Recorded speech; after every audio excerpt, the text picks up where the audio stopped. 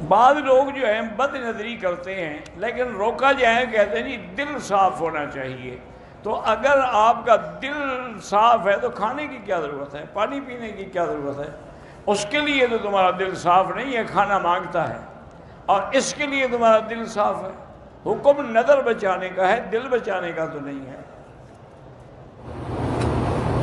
تو اس لیے خدا کے لیے جتنے دن اللہ مکہ مدینے میں نصیب کرے، نظروں کو جھکا کے چلیں، اٹھا کے نہ چلیں۔ میری بیٹیاں بھی میک اپ سنگار سے اجتناب کریں، میری بیٹیاں بھی لون کے کپڑے پہننے سے اجتناب کریں، بال کھولنے سے اجتناب کریں۔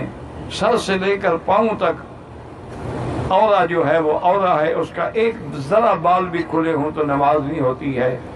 اور حضور نے فرمایا کہ جو عورت میک اپ کر کے، سنگار کر کے، بال کھلے چھوڑ کے اور خوشبو لگا کے گھر سے باہر نکلے، بازار میں آئے، فرمایا وہ زانی عورت کے حکم میں ہے، چاہے اس نے زنا نہیں کیا۔ اور علماء اور فقہاء نے یہ لکھا ہے کہ وہ عورت غسل بھی کرے گی، حضور نے اس کو زانیہ کہا ہے۔ تو میری بیٹی، خدا کے لیے اللہ نے تمہیں کعبہ نصیب کیا ہے، اللہ نے تمہیں مدینہ نصیب فرمایا ہے۔ لوگوں کو تو لیلا مل جائے تو خوش ہو جاتے ہیں، تمہیں مولا مل گیا ہے پھر بھی خوش نہیں ہو۔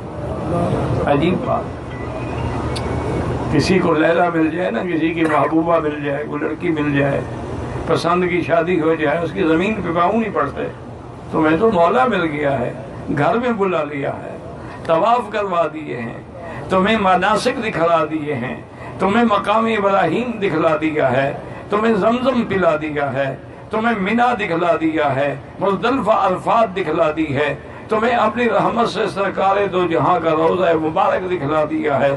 اتنی بڑی رحمت کے بعد بھی اگر تمہارے اندر تبدیلی نہ آئے تو پھر سمجھ لو کہ مہریں لگ گئی ہیں، میں بدقسمت ہوں۔